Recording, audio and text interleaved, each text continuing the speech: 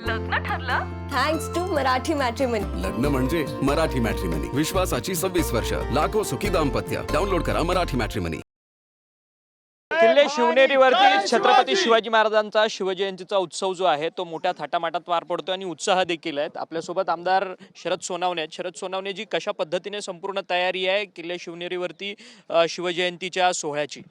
396 छत्रपती शिवरायांची जन्माची जयंती मोठ्या उत्साहात साजरी होते आणि ही जयंती शिवनेरीपासून तर संपूर्ण जगभरामध्ये साजरी होते.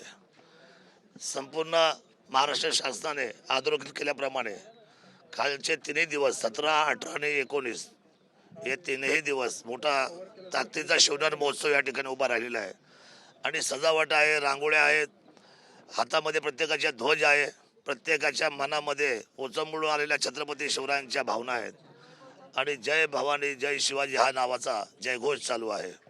आज राज्यकर्ते वरती तर शासकीय मानवंदन द्यायला येतातच आहे, परंतु शिवभक्तांची एवढे रेग आहे. काल जर आपण पाहिलं असेल तर छत्रपती शिवरायांना रात्री 12 वाजता जेव्हा ही पंचारती झाली त्या महाआरतीला जवळजवळ 1 लाखाच्या जवळचा समाज ह्या महाआरतीच्या समोर उभा होता आणि एवढं जाज्वल्य, एवढी प्रेरणा एक माणूस देऊ शकतो. आज 400 वर्षे झाली तरी एक मंगलमय पद्धतीचा विचार ह्या हिंदुस्थानासमोर आणि हिंदुस्थानातून संपूर्ण जगभरामध्ये ज्यांच्या त्यागाने उभा राहिला आहे, ज्यांच्या निष्ठेने उभा राहिला आहे, ज्यांच्या स्वाभिमानाने उभा राहिला आहे, खरं तर हाच भारताचा विजय आहे की एवढे मोठे महापुरुष भारताने जगासमोर ठेवलेले आहेत. त्यामुळे शिवजयंती अतिशय उत्साहात साजरी होते. खरं तर पण ह्याच शिवजयंतीच्या सगळ्या उत्सवामध्ये सातत्याने तुम्ही अनेक मागण्या या सगळ्या राज्यकर्त्यांकडे तुम्ही करताना पाहायला मिळत होत्या. विरोधात असताना देखील आणि सत्तेत असताना देखील तुम्ही अनेक मागण्या या जुन्नर तालुक्यासाठी किंवा शिवनेरी गड किल्ल्याकरता तुम्ही मागवत होतात, परंतु त्या मागण्या देखील अद्याप पूर्ण होताना पाहायला मिळत नाही. मला अभिनंदन केलं पाहिजे शासनाचं. हे शासन हिंदूप्रेमी आणि धर्माच्या व्यवस्थेला जागणारं सरकार आहे.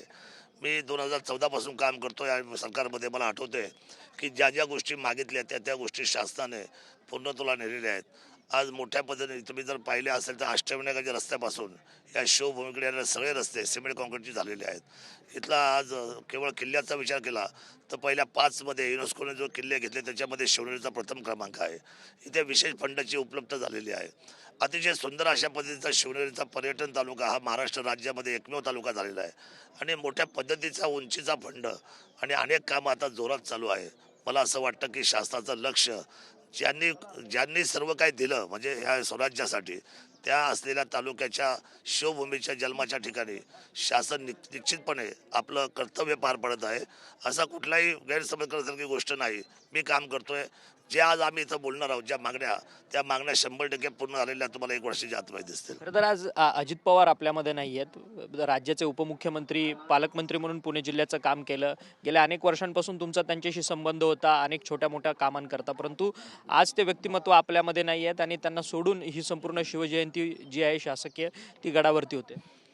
दादा नाही आहे हे पहिलंच वर्ष आहे. अपघात झाला आणि दादांचं जाणं झालं ही फार मोठी दुःखद घटना महाराष्ट्राने आणि देशाने पाहिलेली आहे. दादा विना आज पहिली शिवजयंती होती याचं दुःख आमच्या सर्वांच्या मनामध्ये आहे.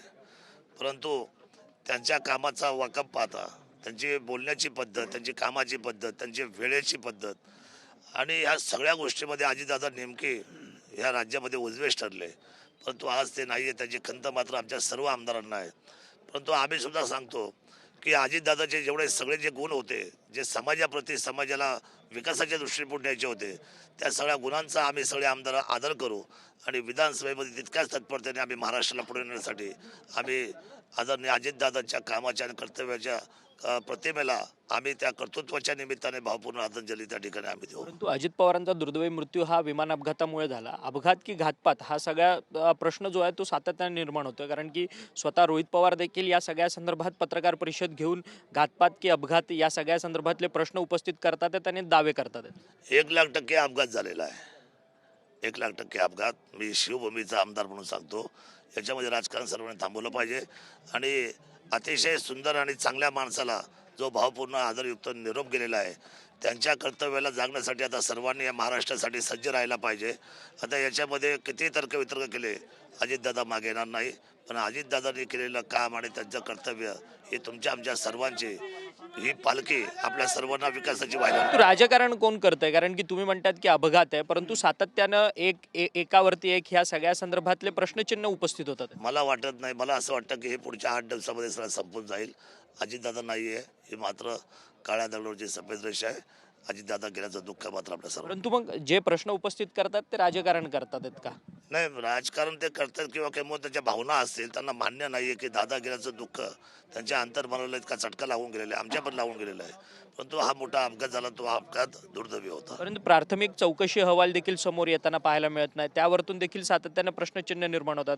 विरोधात रोहित पवार आहेत, ते सातत्यानं सरकारवरती प्रश्नचिन्ह करतात की CIDची चौकशीच लावली आहे. त्याच्यानंतर केंद्रीय उड्डाण मंत्र्यांनी चौकशी लावली आहे. चौकशी समितीचा अहवाल समोर काय येत नाही. चौकशी होईल, चौकशीचा अहवाल सुद्धा येईल आणि त्याच्यामध्ये पारदर्शकता राहील. 100% मी आपल्याला सांगतो, हा अपघात होता आणि दादांचं जाणं हे महाराष्ट्राला, विशेष म्हणजे पुणे जिल्ह्याला अतिशय दुर्दैवी अशा पद्धतीचं अंतःकरणाला दुःख देऊन गेलेलं आहे. धन्यवाद सर, तुम्ही आमच्याशी बातचीत घेतली. जुन्नर तालुक्याचे आमदार आहेत शरद सोनवणे. स्वतः त्यांनी सांगितलं की अजित पवारांचा दुर्दैवी अपघातात मृत्यू झालेला आहे. हा घातपात नाही आहे. खरं तर हा 1,00,000% माझ्यानुसार हा संपूर्ण अपघात आहे. त्यामुळे अजित पवार हे आपल्यामध्ये नाही आहेत याचं दुःख आहे. परंतु याचं राजकारण कुठेतरी या सगळ्या अपघाताच्या निमित्ताने करतंय का, अशा पद्धतीचा सवाल जो आहे तो आमदार शरद सोनवणे यांनी आपल्याशी बोलताना व्यक्त केला. व्हिडिओ जर्नलिस्ट रोशनसह अक्षय मंकणी, TVN मराठी, पुणे. लग्न ठरलं थँक्स टू मराठी मॅट्रिमनी. लग्न म्हणजे मराठी मॅट्रिमनी. विश्वासाची 26 वर्ष, लाखो सुखी दाम्पत्य. डाउनलोड करा मराठी मॅट्रिमनी.